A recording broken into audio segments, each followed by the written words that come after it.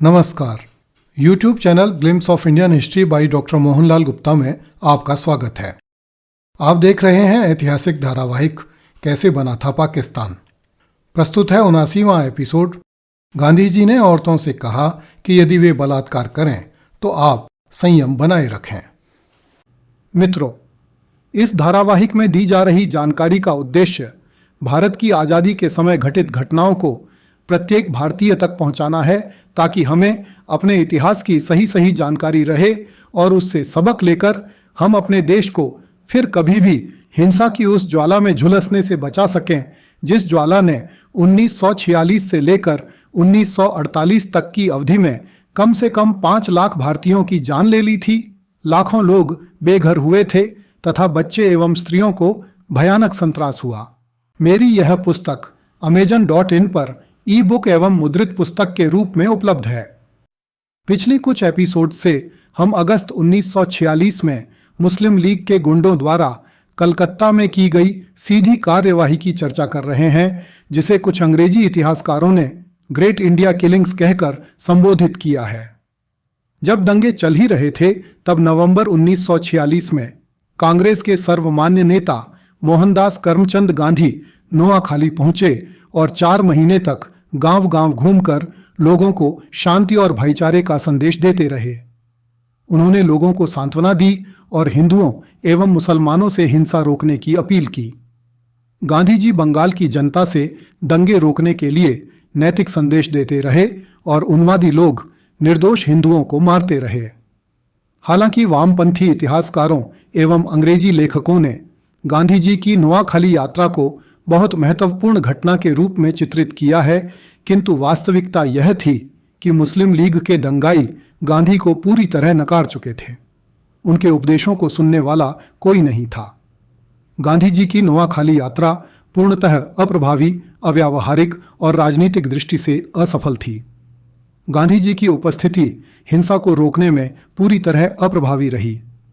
गांधी जी ने हिंदुओं को शांति बनाए रखने और अहिंसा के मार्ग पर चलने के उपदेश दिए और मुसलमानों के घावों पर मरहम लगाने के लिए उनकी बस्तियों में जाकर रोटियां खाते रहे।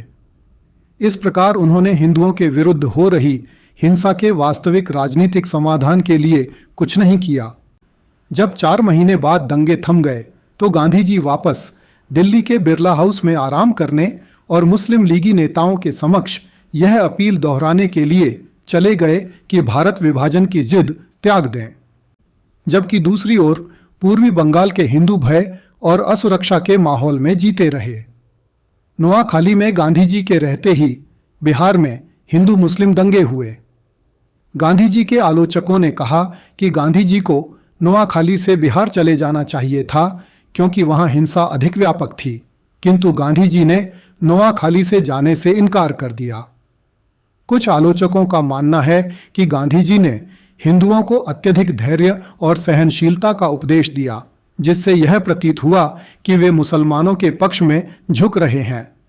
गांधी जी ने हिंदुओं से कहा कि वे मुस्कुराते हुए मृत्यु का सामना करें, जिसे कई लोग अव्यावहारिक और हिंदुओं के प्रति कठोरता मानते हैं। कुछ लोगों ने लिखा है कि गांधी जी ने हिंदू औरतों से कहा कि यदि मुसलमान उनसे बलात्कार करें तो हिंदू औरतें उनका विरोध न करें, शांति और संयम बनाए रखें। इससे मुसलमानों का मन स्वतः पलट जाएगा और वे बलात्कार नहीं करेंगे। सीधी कार्यवाही में हुई हिंसा के बाद मुस्लिम लीग, अंग्रेज सरकार तथा कांग्रेस के कुछ नेताओं का व्यवहार देखकर ऐसा लगता था मानो वे सब भारत का विभाजन करने के लिए कृत संकल्प थे और उनके बीच किसी प्रकार की मिली भगत थी, जिसके कारण वे नूरा कुश्ती कर रहे थे। भारत को तो विभाजित होना ही था, हर हाल में होना था, किंतु न तो कांग्रेस और न अंग्रेज इस विभाजन का कलंक अपने ऊपर लेना चाहते थे। दूसरी ओर मुस्लिम लीग भारत विभाजन में कलंक की कोई बात नहीं देखती थी। उसके लिए यह गर्व की बात थी और मुस्लिम लीग चाहती थी कि संसार का प्रत्येक व्यक्ति इस बात को जाने कि मोहम्मद अली जिन्ना और उसकी मुस्लिम लीग ने भारत का विभाजन करके मुसलमानों के लिए एक अलग देश बनवा लिया। इस चर्चा के साथ हम ग्रेट कलकत्ता किलिंग्स और उसके बाद पूर्वी बंगाल एवं बिहार में हुई हिंसा की घटनाओं को यही विराम देते हैं। एक बार फिर यह दोहराना उचित होगा कि पूर्वी भारत में 1946 में हुई भयानक हिंसा का वर्णन केवल इस उद्देश्य से किया गया है कि भारतवासी सावधान रहें तथा फिर से अपने प्यारे देश के लिए इस तरह का कोई भी खतरा उत्पन्न न होने दें। अगले एपिसोड में देखिए, हिंदू युवकों ने अपनी जान पर खेलकर जवाहरलाल नेहरू को बचाया। कृपया इस चैनल को सब्सक्राइब करें तथा वीडियो को लाइक एवं शेयर करें। धन्यवाद। जय हिंद।